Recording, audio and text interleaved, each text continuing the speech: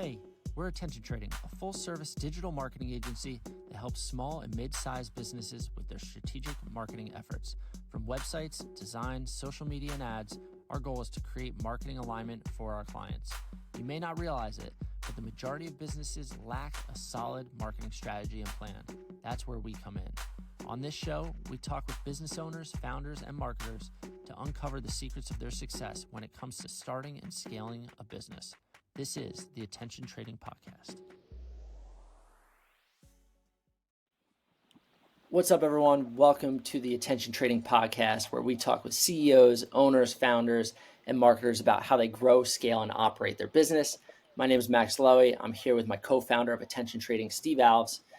Today, we are going to dive into the world of digital art and blockchain with our guest today, Phil Yang. Phil's not just the co-founder of Weple Entertainment, a global digital art agency shaking things up in Seoul, South Korea. He was also the brains behind the Phygital Programming at MakersPlace, where he helped merge digital and physical worlds through NFT partnerships. And we can't forget his stint at DraftKings as well, where he's been all about building and scaling NFT marketplaces. So join us as we chat with Phil about his journey and where he sees the future of art and tech heading. Welcome to the show, Phil. Thank you very much, Max and Steve. Pleasure to be here. I'm excited for this episode and really excited to dive into the World Wide Web, or should we say Web3, of digital art and blockchain. Yes, absolutely.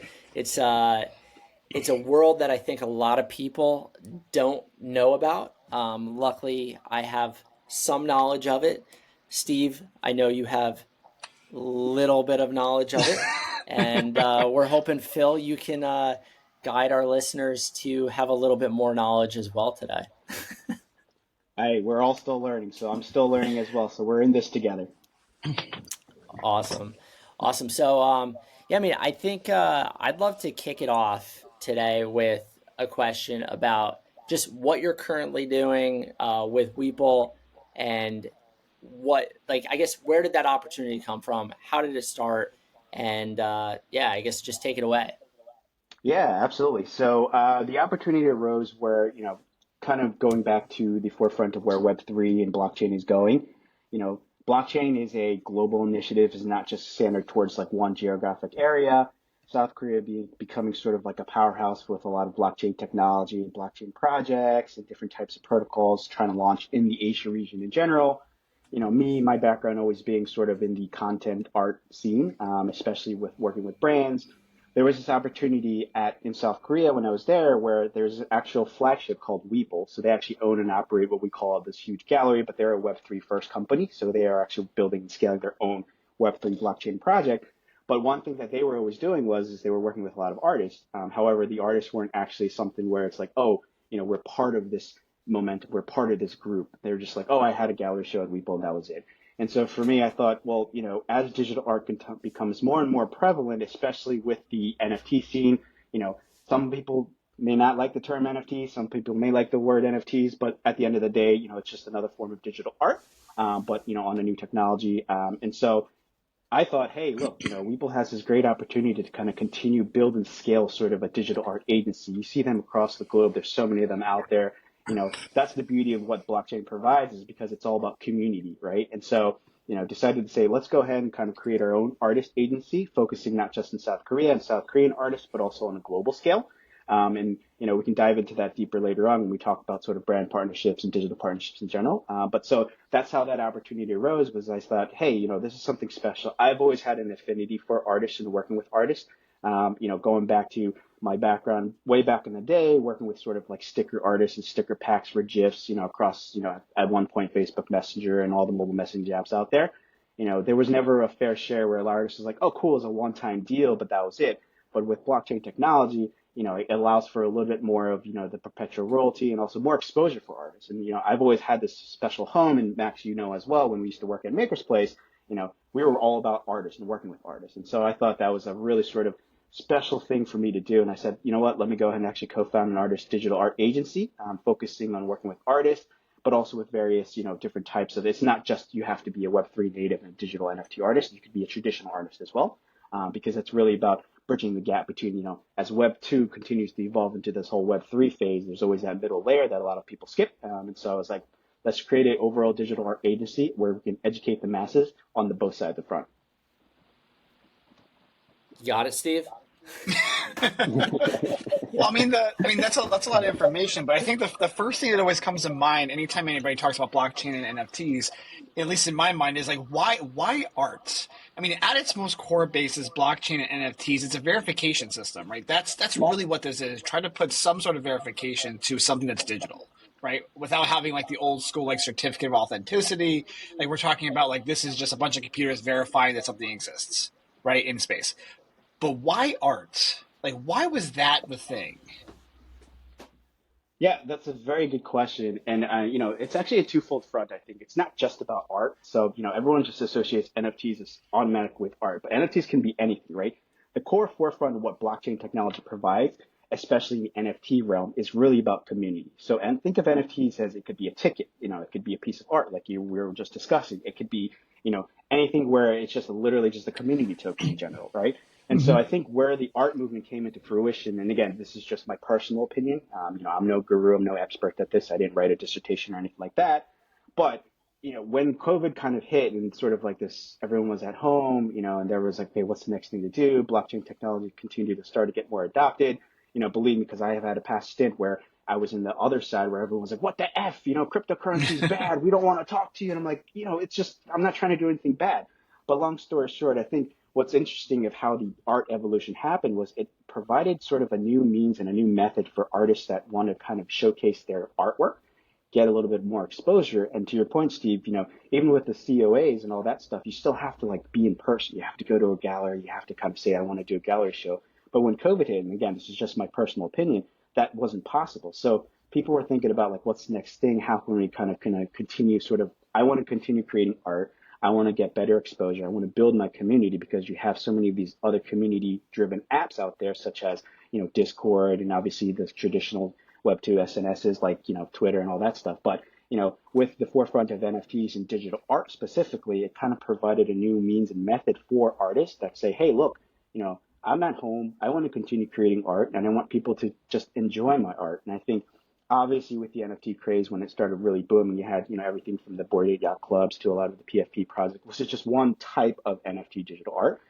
There's so many plethoras, but I think in general, again, my personal opinion is it was just this new forefront for people to just say, hey, look, of course we want to give you the COAs and all that stuff, but with blockchain technology, it's a little bit more layer on top for verification, as you mentioned, Steve, but also the fact that it helps build community further, right? And so, that's the beauty of where I think this digital art specifically, or NFTs in general, can go is, the three of us can be super fans of a specific artist, but maybe I'm the one that just right clicks and, just saves the image, right? As the saying goes, saves the JPEG. Whereas you and Max might actually own an NFT of that artist on your wallet, on the blockchain. So when you go to community meetup, you both can say, hey, well, show me your actual piece, show me your COA, as we like to call it, right? And it's on the blockchain, it's verifiable, and you showcase that you're a super fan and a power fan, whereas me, I'm like, oh, crap. I got it. And you're like, well, can I come on the show? We want to talk to you more about the artist. We want to showcase that we're actually fans, because it builds that camaraderie. And I think that's where sort of the NFT evolution has happened, especially for digital art. It's just a new means for community building, to be essence. A lot of people think it's just a money grab for artists. I'm not saying that. I think it's really artists want to say, hey, let me continue building my community using this new digital technology outside of just the traditional methods out there. Yeah, I think the point of the money grab portion that you talk about, we can totally say that, right? We can say like this was something that was super hot and people wanted to try to jump into this and get as much as they possibly could out of it. But I also think it also gave exposure to a lot of artists, right? People who would not have necessarily been known naturally, because I think art itself is kind of gatekept a lot. And art in general, like it's an opinion based kind of market where like if you have a piece of art, oh, it's super subjective. But then because of that, like people were now saying like, hey, I'm an artist. I have a much bigger market now that I can kind of put myself out into the world for and then essentially make money off that kind of stuff. What I will say is the reason why I bring up the question of NFTs and blockchain and why arts as a community, I think we're not big readers. I mean, people do still read, but I think given that the internet is all text and we're doing nothing but staring at our phones reading stuff on a normal basis, I think we're high visual people. And I think the art realm was a good thing to kind of glom onto. Because naturally, like if you take something as ethereal as blockchain, right, where it's like, hey, we're just going to tell you what it's about and just trust us, that's exactly what it is. I think kind of glomming onto the art scene gave someone like a visual representation of what this thing was and kind of helped push this thing forward. But then my mind goes, okay, what else in this space can NFT and verification then be used for other web stuff, right? Do you have an opinion on that? Like where can Yeah. we see this go outside of art? Oh, 100%. One of my favorite questions. And I'm sure Max is going to start grinning because, he and I actually did this when we were at MakersPlace. But I think it's just beyond art. So it could just be for art. But really, this whole physical to digital realm, as I think is the next evolution of one step for where NFTs can go towards. So it could definitely adhere to art. For example, there's so many of the digital artists that we work with in the past that said, look, I've got this community. I've got a whole bunch of NFTs and digital art that I've created. But sometimes my community members want a little bit more. And so since you actually create NFTs minted on the blockchain, they could be one of one, which is one specific token only. It could be a limited set of 10. There's a plethora of variety of methodology where you can actually put an actual physical piece tied to that. And so I think physicals, or we like to call phygitals, and again, we'll probably get a lot of knack. I mean, I think right now the word phygitals is a lot more highly accepted than it was probably a year or two ago. A lot of the actual NFT gurus and stuff are like, that's the whole most horrible word, which I get. But, Max and I always say this is negative press is better than no press, right? At least we're talking about it, right? And so for us, I thought, it's something interesting. But I really think that whole physical to digital realm is sort of another stepping stone for where NFTs can go in general with the blockchain. There's so many of these amazing companies out there that are doing exactly that. For example, like Max and I used to talk about this all the time. Remember the sneaker collection industry, the sneakerheads go crazy about, is that the real retro Air Jordans? Like, where's that seal of authenticity? Is this a knockoff? All that stuff. And I think what blockchain can provide is like, look, if you can layer this verifiable technology on top of that, like, why not? Because it's such a big community fan base. And I think that's where the ethos of blockchain and Web3 is really about, is building that community. So case in point, there's a company that I've been following for a long time called IYK. They do exactly that. They take the traditional sort of like Web2 technology of NFC chips, but put that and layer that on top of a blockchain verification system. So, for example, Max is wearing an attention trading hat right now. Is that the exact unique one of one? If you mint that exactly on, like, for example, a blockchain, and you tie to like an IYK chip on top of that, you can go ahead and just literally scan. It's like, okay, cool. He actually owns this. So, I know the fact that because blockchain technology allows for the verification process for physical goods as well too, and it's still obviously a growing industry, so there's going to be kinks and bugs and stuff and all that stuff. But I think with the merging of physical to the digital realm is super fantastic for where NFT technology can go. Another example, real quickly, I'll give is, I think, like the music industry is another great example, right? NFT ticketing, for example. I've read a report that, Ticketmaster, for example, is doing something to see if how can we sell NFTs as tickets, for example, and then on top of that, layer additional utility. And that's the word that I didn't really harp on, but obviously now it's becoming more common. Is utility is like the big de facto for where blockchain technology can go, especially for NFTs. So there's so many more different opportunities where you can go beyond just digital art. I'm a big believer in sort of the physical to the digital realm. I think it's a good evolution stepping stone for where this technology is going, because as the age-old saying goes, it went from Web 2 to Web 3 so quickly, so that there was this middle ground where people were like, I mean, my grandma still is like, what the hell's an NFT? And I'm like trying to explain to her. I'm like, she's like, can I just, download this elf yourself picture and send it to you? And I'm like, well, you could, all that stuff. So I think, something that the mass consumers can understand, where it's obfuscating the background, really has to do with Phygitals, in my opinion. But again, I'm just one guy with one opinion, but hopefully that gives a little bit of sense. Yeah, no, I mean, again, we've talked in detail about this. I completely agree. And I think if you're going to build for the masses, you need to be where the masses are, and you need to incorporate what the masses want. And so it's really interesting. You're talking about a lot about community, right? Community in the Web3 NFT space. A lot of our clients, they're not in that space. They're in the Web 2 space still, right? But they're building community, and community is it's so important for both sides, like Web 2 and Web 3. And I think it's really interesting. the programming that you really spearheaded at MakersPlace, the Phygital program, um, where these artists, they were physical artists that created digital artwork that still had the physical piece that they could get to a collector. What I always thought was really interesting was uh, when Stevie brought up like why art, right? One, I think people can emotionally connect with art, and that's a global thing, similar to like music, right? So I think that it was a really good medium for this technology to be used for, especially in in the beginning, early stages now. But I also think it's interesting to see these artists that are doing both sides of it, and it's the physical, it's the digital, it's the phygital, and it's providing the utilities through their communities. And I think that is not going to go anywhere. I think it's only going to get stronger, because I think that's what people are used to, right? We're seeing brands that build community. You could find a local a local coffee shop that has a cult following, and they build their community, right? So how do you take that methodology and take it over to the Web3 space, put it on the blockchain, and provide utility, provide incentives, provide discounts, and whatnot? There's a lot of opportunity for this tech. It is still very early, which is crazy to think because it's been around for years now.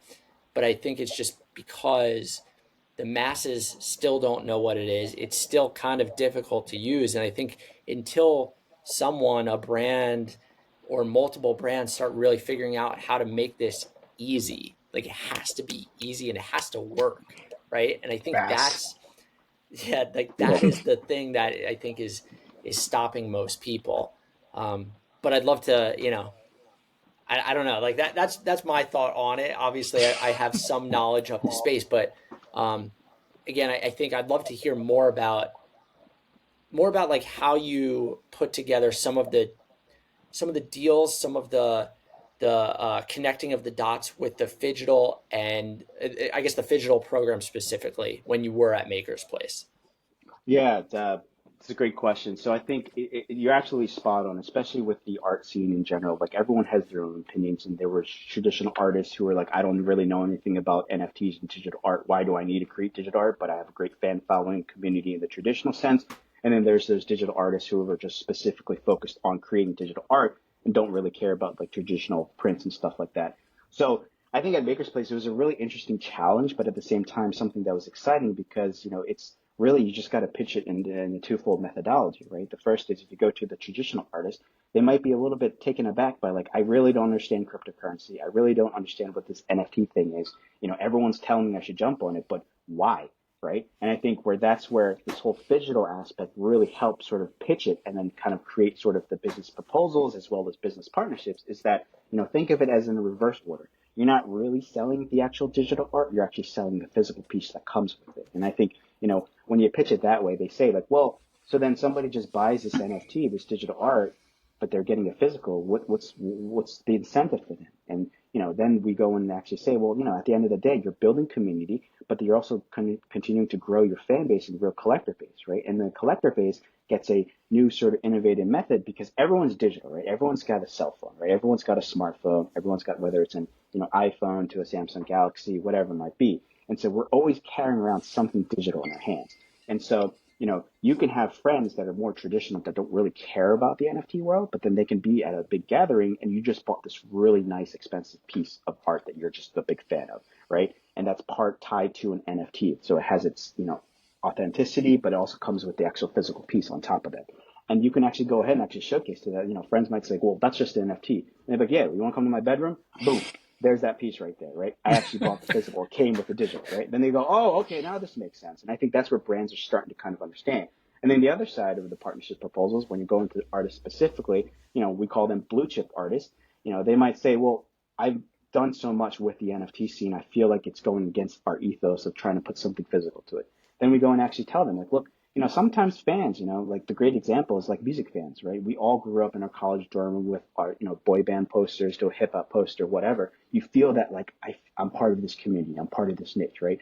And for digital artists, it's no different, right? You're building that community. You're building sort of that onset of folks who really support you. So why not tie a digital piece to it? It doesn't have to be anything crazy. That's why the beauty of the ethos of NFTs is you have your one-of-ones to your limited editions to we even done deals with open editions, which is just, mint until a certain time period. But if it comes with a physical piece tied to it, that just grows your user base, that just grows your community further, and they become advocates so that, they may be a hardcore NFT or digital art collector, but then their friends might not be and be like, oh, where'd you get that poster from? And then, Max might be like, oh, Phil, you actually got to go mint this. And I'll be like, well, what does that mean, right? Is that another NFT thing? And then Max might be like, yes, but, it's becoming a little bit more easy where it's obfuscated in the background because there's so many of these, new types of technologies and platforms that just make it easily accessible. For example, at MakersPlace, one thing that, and Max, I know I'm beating a dead horse, we prided ourselves on was, we allowed for credit card transactions, right? Because, some people really don't understand how I'm going to actually put ETH into a wallet and all that stuff.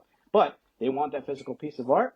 Let's go ahead and do it. So, we were able to kind of convince, both sides of the table basically to say, hey, look, when you're building that partnership, we're really trying to grow that trust. You can't just think of every person as like, oh, it's another dollar sign, right? And I think that's where going back to what Max was mentioning and also Steve was, when brands get into this, I think they're really thinking of this as how do we continue to grow with our community instead of this being another money grab, because there were so many of these bad use cases where they're like, oh, it's another money grab. And the community was like, blah, blah, blah. So, it's a slow and steady race, but I think we're definitely getting there. But, in terms of how we pitch it, that's how we did partnerships. It's so funny when the whole like money grab and like sell out like terminology. I always think like if I was in a band, I would want to sell out like all the time. If I'm an artist, I would love to sell as much as I possibly could and build that collector base. I understand the importance of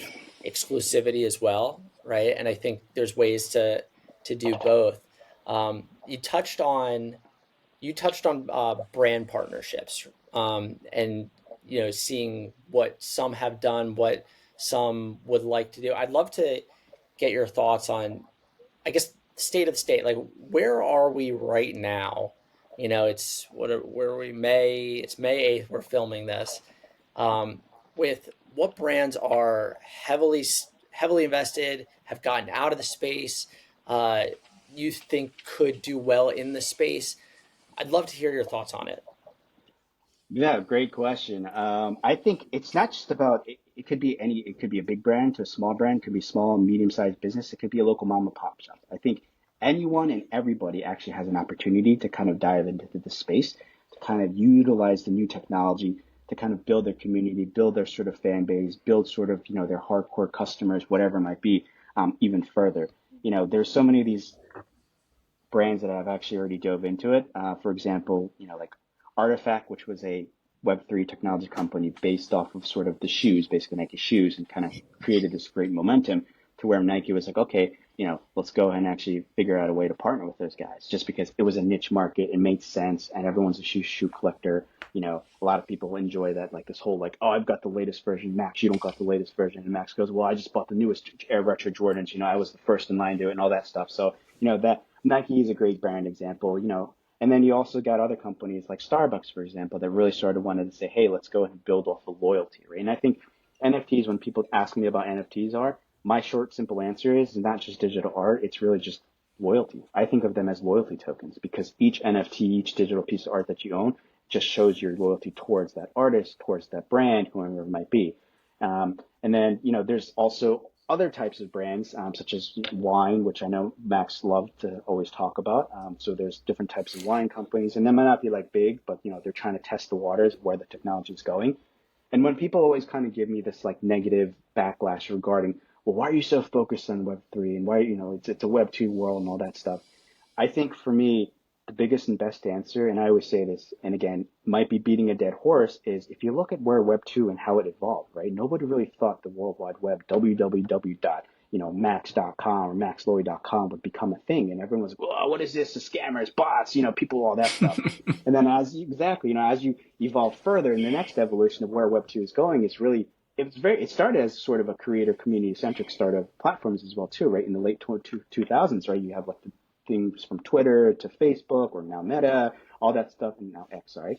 And so there was like that evolution, right? And so brands were like, well, why do I need a Meta page? Why do I need an X page? Why do I need an Instagram page? Why do I need Snapchat? Why do I need TikTok? There's all these new platforms that are popping up, but it's because it's an evolution of technology. And as we move towards this new technology, Web3 and blockchain, it provides sort of this further avenue for brands specifically to engage with their consumers, customers, their most loyal customers, whomever you want to be. Because I think, so many of these brands have great examples of like, oh, who's our power users? Like, I think there's so many of these case studies for the Starbucks Odyssey program. And, you can read up on it where they're like, well, we kind of identified who our hardcore Starbucks users were, because of this blockchain technology. And, you might not understand it because they're all anonymous wallets, but then they can kind of get at least some data aggregation to say, well, Phil somewhere based in the Northeast, this dude keeps buying our Starbucks and he's collecting all our stamps. Like, what the hell is he doing, And then you realize, like, he's a real hardcore coffee drinker, but he loves the brand, right? He only buys the stamps, as they call them, because he's like, I gotta go to Starbucks all the time because I like collecting the stamps because I feel loyal. This is my way of giving back, So long-winded answer, Max, but there are so many of these brand examples, and you and I came across a lot of them as well too when we're talking to them. It's really for everybody, really, at the end of the day. And I think, as this technology continues to evolve, there's becoming more and more resources where people can actually, read about it. That's the ethos of blockchain, right? It's about we're one community versus like, all segregated and all that stuff. So, a lot of potential opportunities, I think, furthermore down the road that I'm excited to see for sure. I want to point out something which I think is kind of relevant to like us as an advertising agency and how this plays into like our client base and future client base is that right now the majority of clients, and I'm talking about, like, I don't like to use totality statements, as Max knows. Like, I don't like to say everybody or anyone because it's just not statistically true. But anyways, is that it's inherently difficult to get companies, brands, clients in general, client partners, to do the very basic things. I'm talking about post on social, write emails. It's very hard for me to think of going into a meeting with somebody who, and again, our clients are great. We have a lot of great relationships with all these people. And again, the stuff that we do, and the reason why they hire us is it's not the stuff that they do, right? They want to run their business. They want to do those kinds of things. I can't imagine walking into a meeting where the conversation about email marketing or doing e-com or building a new site or any of that kind of stuff, where that is a high leap for them to then try to say, hey, there's this other thing that's so ethereal to you right now, right? My hand's over here. You probably can't see it. It's so high right now that we can't get you to come here on marketing stuff. How do we bridge that gap between like how do we get them to the blockchain? How do we get them to, NFTs and such like that? When right now the education level between like just general marketing stuff is already a pretty, high leap. And maybe they're not the right clientele, but I think that, that this realm needs to be a lot more accessible, and it has to be third grade language for these people to really be able to, and not because their focus, their education isn't there. It's just that it's such an ethereal statement. It's just an ethereal thing for a lot of these people. So how do we make it more accessible to them?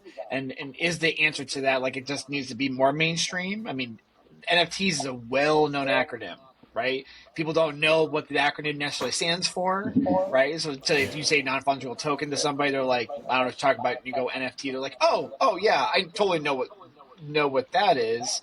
But how do we make it more accessible to those kind of people, right? Where the group of individuals who are not fully educated on just general marketing stuff, how do we get them to that realm, right? How do we get them to Web3 when they're kind of stuck in low-level Web2? Yeah, so it goes back to my favorite term, loyalty, and I'll give you a great example. So prior to my stint at MakersPlace and then at DraftKings, I actually was at a loyalty token project called Props. I was head of BD there, but long story short, what we were doing at Props is really exactly that. Was like, look, we've got this new technology. We're going to try and test with the loyalty point system because you have your traditional loyalty points out there. Everything ranging from airline miles to Uber, Uber points to hotel points and all that stuff. But at the end of the day, those are all kind of, their own section, right? You can't transfer a Delta airline miles to, United, right? And all that vice versa. And so, it's like everyone has their own curated market, right? In terms of their fan knowledge. So what we were trying to do and what we did was we successfully kind of talked to a lot of these Web 2 companies who are like, look, I've got a lot of power users, right? But, at the end of the day, like we don't want to spend time of always emailing them. And again, Max, I just need to make this statement. We went through a lot of that with whole email testing all the time. Max was always like, yeah, guys, but and so there's got to be a better way. And to your question, Steve, was like, how do we get people to educate themselves? So the loyalty token aspect was really this. It was just simple points. And so we would sign up an app, like say, for example, they're a community app for live streams, right? And the ethos behind the loyalty token was, okay, well, maybe your hardcore users don't really check emails outside of did I get paid or not? Did I get paid or not? Did I get paid or not? Right? If you send an update, the read rate is probably, and again, I'm no marketer, but the read rate is probably low sometimes, right? And so how do we get them to like focus more on like there's this new technology that can kind of be embedded and obfuscated in the background. That's the key word. It has to be obfuscated in the background. And so what the concept was is, we would go to these companies and say, hey, look, what are your core 5 features and put them on the left of like your power users and your hardcore users, all right?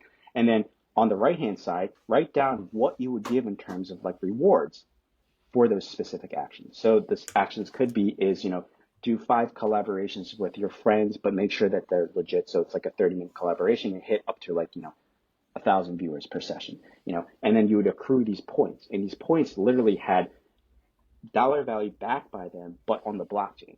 However, the issue at hand is where the loyalty token concept came into play was, it's really no different than your airline miles. Once you reach, gold status, you get certain types of benefits. And so we took that same concept to apply it to the loyalty token. So if I'm a power user on a specific app and I become gold and have accrued all these points, great. So I get discounts for in-app purchases, or I get, the next sort of, personal outreach by, one of my favorite influencers, whatever it might be. You hit these certain points. But then there's also this, tagline in the bottom where, well, you've accrued all these points. So there's this thing called blockchain and they're backed by a token. So would you be interested in actually, withdrawing and, getting money for it?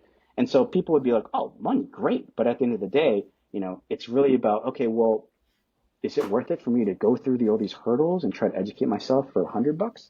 Probably not, right? And so, you understand that it's blockchain based. So it kind of gets the users to be like, oh, wait, let me read a little bit more about what wallets are. Let me read a little bit more about what blockchain is until I hit a certain threshold that I feel comfortable that I want to go ahead and kind of withdraw.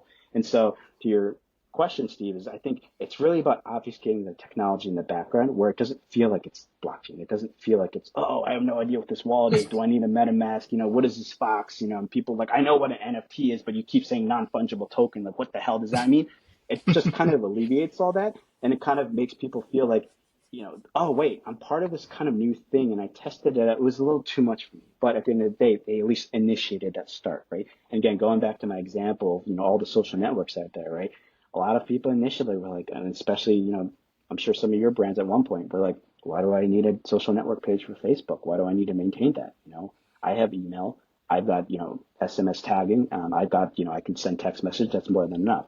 And then as more and more people started kind of easing and educating themselves, then brands and companies were, oh, maybe we should, take this. Because, I want to ask this question to you both because I'm sure, and I witnessed this as well too. 10 years ago, nobody really knew what a social media manager was, right? 15 years ago, right? That was not a thing. That was not a job, right? And now, fast forward today, there's social media managers, there's senior social media managers, there's senior brand strategists, influencers, executive creators, brand ambassador, all that stuff. And I think that's where this evolution is going. And so it's really about sort of making sure that it's not in their faces because the mass consumer, and it's beating a dead horse with that terminology, but, don't really care probably at this point or understand what blockchain is. They've heard about it. They've seen it in the news. They've seen like Bitcoin price skyrocketing. They've seen Ethereum price going up and down. But at the end of the day, they're just like, eh. But as more technology continues to evolve, it's really kind of, easily integrating that into their traditional ecosystems where they go, oh shit, I had no idea that I did something on the blockchain. Then they become more and more like, oh, well, let me go look at this more. So that's just how I feel viewpoint. I think the one through line through that whole thing you're just saying is really time, right? It's gonna take time for people to get more familiar with it, or because you're always gonna have your early adopters. it's not going to have critical mass until enough people have gotten into this, where it or when the actual terminology about blockchain NFTs ends up becoming so obfuscated as something else. I think in early days, AI was nothing more than just a bunch of decision trees, right? It was like, if this, then that, and they just kind of went down the circle for all the things. And now it's gotten far more sophisticated, but now it's being dressed up as a bunch of other stuff. So you might be actually interacting with things today that are AI that you would have no idea that's what it is, right? So I think for NFTs and the blockchain, at some point, those terminologies will still exist, but I think it's going to start getting built into things that people would have no idea that was a thing. And the reason why I say that as well is with the advent of being online so often and all of our information being online, is that the anonymity is going to be super important. Like, people don't necessarily want to give their information. At least I don't, as a developer, having known to a certain degree the creepiness of what you can do on a website or a series of websites. But I think that the addition of having NFTs and the blockchain and having that you're basically just behind a wall of a number, right? That's going to be who you are. I think that's going to be super important if it isn't already for a lot of things. And maybe you could talk about that, about how we become more anonymous in a lot of these things. Not to poke the word anonymous out there for anybody who's listening, but how do we become less our faces, all of our information online? Can we use the blockchain? Can we use NFTs or any sense of that as our personal being? Like, I am now an NFT. I am now a part of the blockchain, and that's my presence on the internet. Yes. Greatest example of that is look at the whole PFP momentum, right? So you look at Bored Ape Yacht Club to the Cool Cats, right? And going back to you got to explain an acronym. I don't. yeah. So I will explain it. So and I love this question because of the fact that I think that's where sort of this NFTs and the profile pictures, the short for PFPs, became sort of like this new moment, this new movement in terms of I'm Phil. I don't know who Max is. I don't know who Steve is, and I don't really want to share my information, but I see on some of the social networks out there that can be anonymous, and all you have is a profile picture or just a username that you created. Steve owns a NFT that, profile picture of like a Bored Ape Yacht Club, so BAYC. Max owns one as well too. I own one as well. So, and that's where this whole utility and the NFTs kind of movement went, especially with the profile pictures and the PFPs, is that it's like they start doing these meetups, right? They're like, well, let's all meet up together. I don't know who everyone is, but there is a way to utilize blockchain technology to verify whether or not these people actually own that PFP that they put on that sort of platform for that social network. And then we all go, and again, we're still anonymous, right? I just verify just the wallet because the wallet's anonymous, and if somebody scans, it's like, cool, you actually own one. Steve, you actually own one. Max, you actually own one. But we don't know each other's names. It's just click, verify, and we just know that you own that wallet. And then you go in, and then you go, oh, Steve's a developer.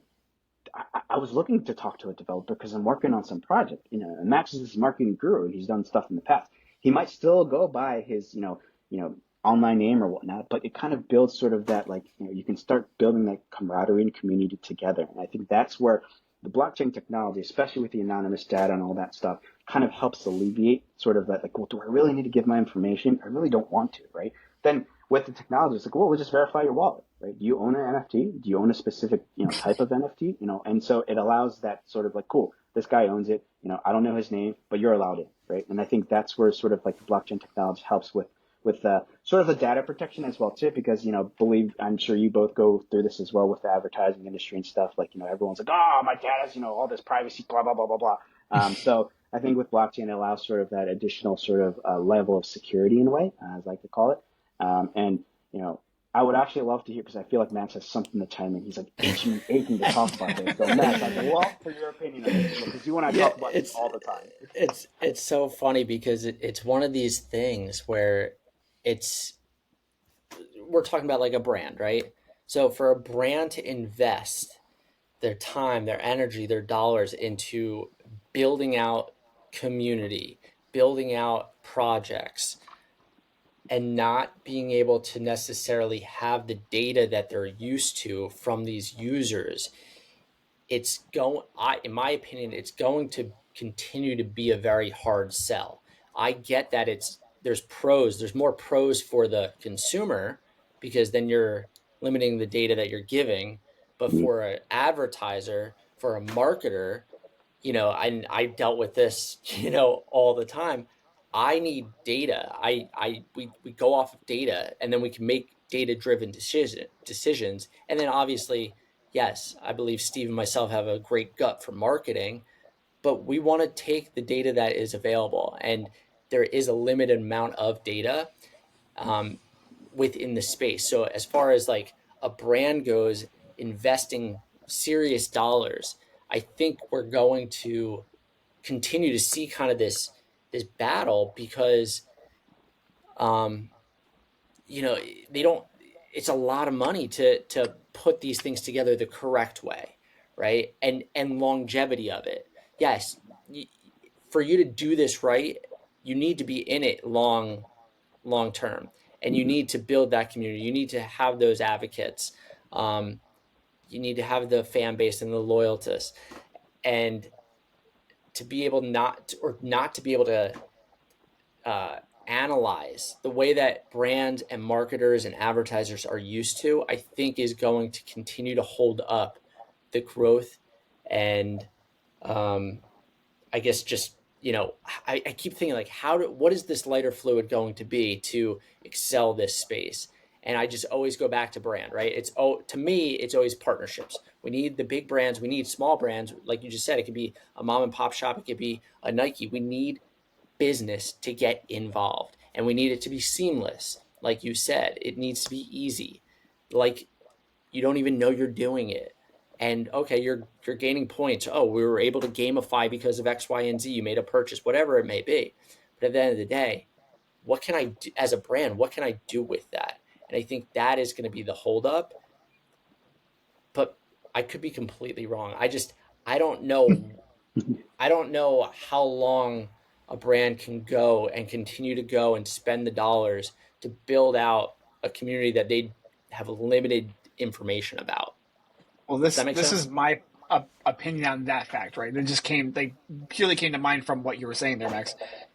The less information a brand has about a given person, right, means that now the only way to differentiate your thing versus somebody else's thing is to make your stuff better, right? You can no longer, because right now the marketing playing field for a lot of brands is very flat, because anybody can say anything about their product to a certain degree, and it's hard to verify who's better because everybody can scream into the the void saying I'm better than you because X, Y, and Z reasons.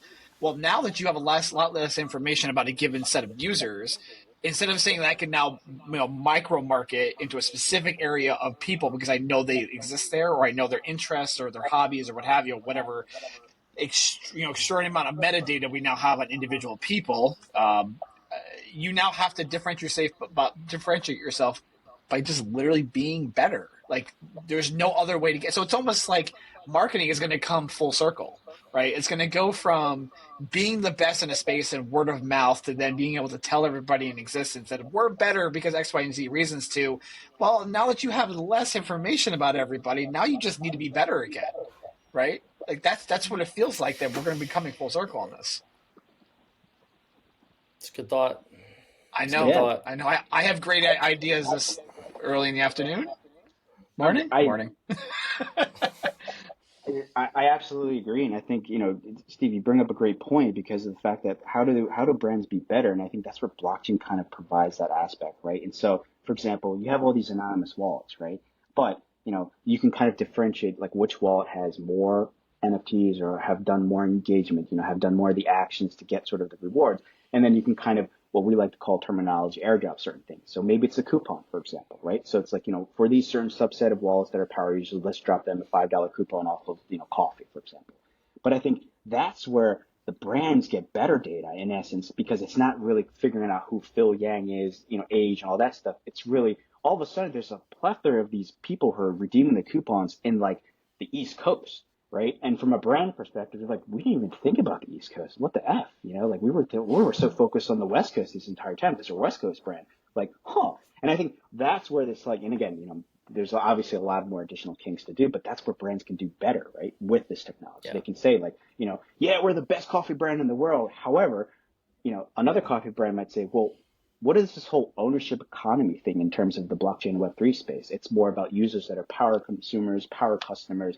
We're going to give back to them, right? And then that's where the brand becomes and excels further, right? Because the brand, from a consumer perspective, they're like, well, this brand is screaming of the best coffee person and best coffee brand in the world. But this coffee brand is like, look, we want to work with you. We want to work together. We want to continue building together. And, I'll leave with this. There's another company called Kiki World that's doing exactly that for creators in the beauty industry, where they've taken the blockchain aspect technology, and then everyone has to share vote of like what's the next lipstick line they want to come out with, right? And so they become like this little brand ambassadors in essence. And I think kind of double clicking on partnerships and building brands and having brand ambassadors, it's this new technology allows for it's like who's doing it better. I think that's the key point, Steve. And I really like how you said that too. So Max, you got a great co-founder, buddy. Just wanted to say that, man.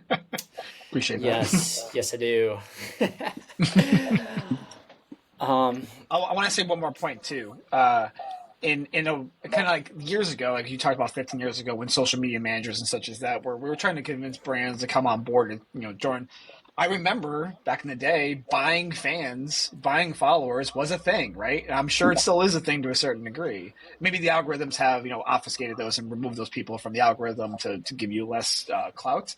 But that doesn't say that, I'm looking at a celebrity that has 2.5 million followers, that they're all real people until the blockchain.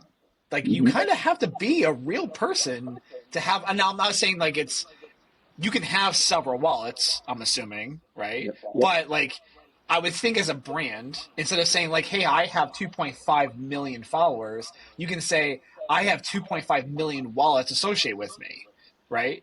And I think that's a much more verifiable thing than a click farm or a follow farm, in another country, essentially saying like, hey, we're going to give you 500,000 followers for $50. Yep. Right. So I think that in itself can become another verification process for a given brand who's saying that. Yeah, I think to your point and basically everything that Phil has mentioned, the verification of this technology is key.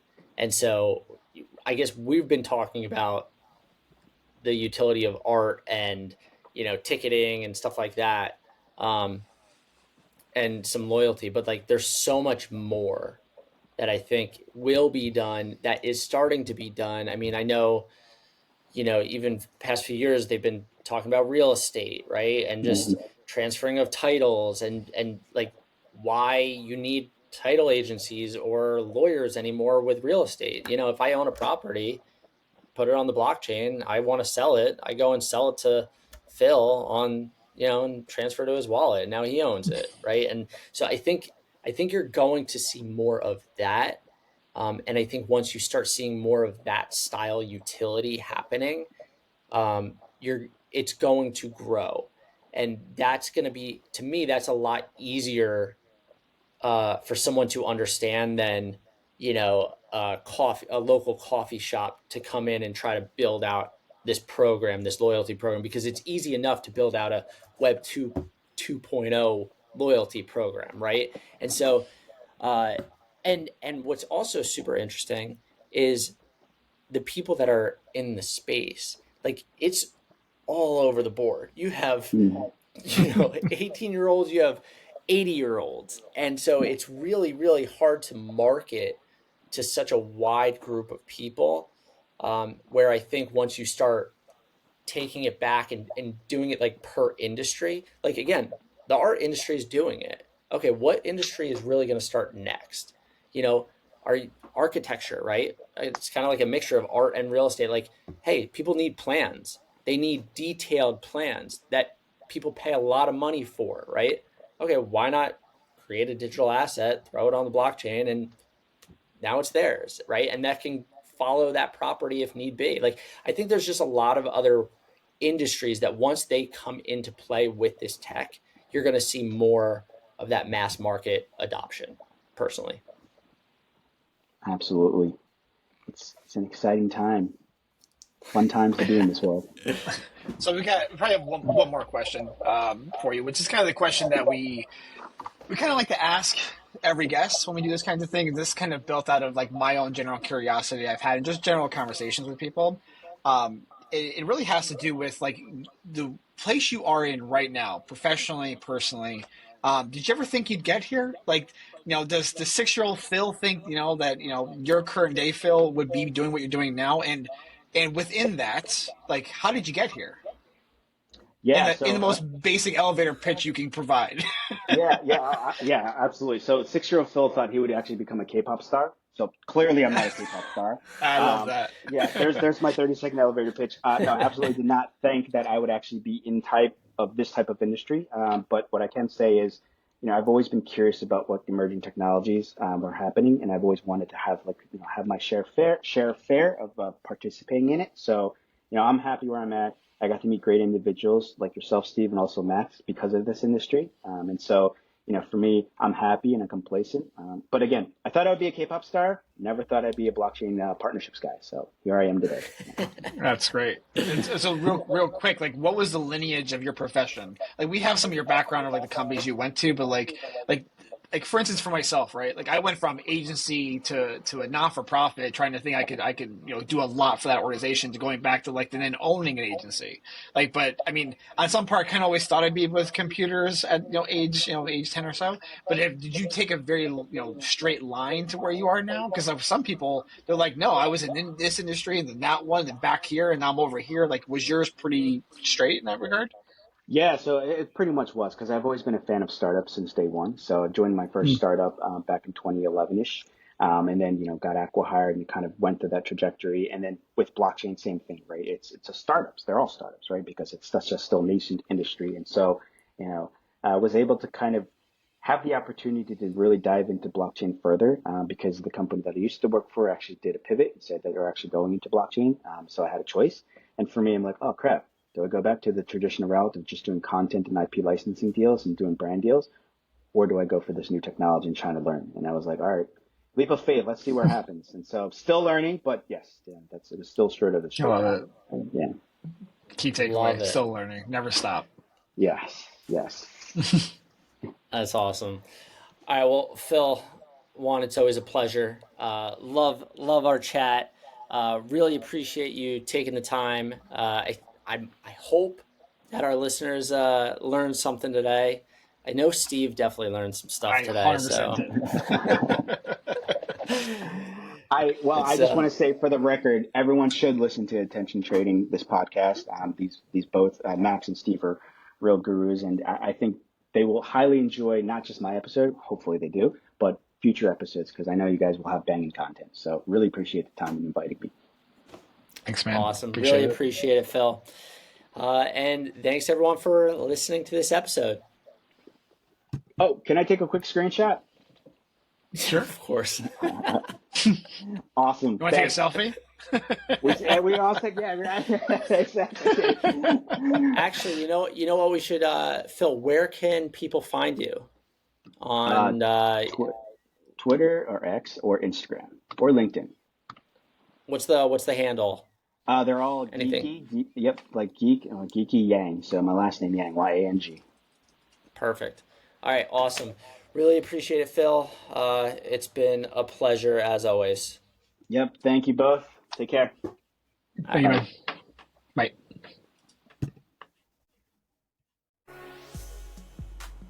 Thanks so much for listening. Feel free to reach out to us for all things marketing at attentiontrading.com.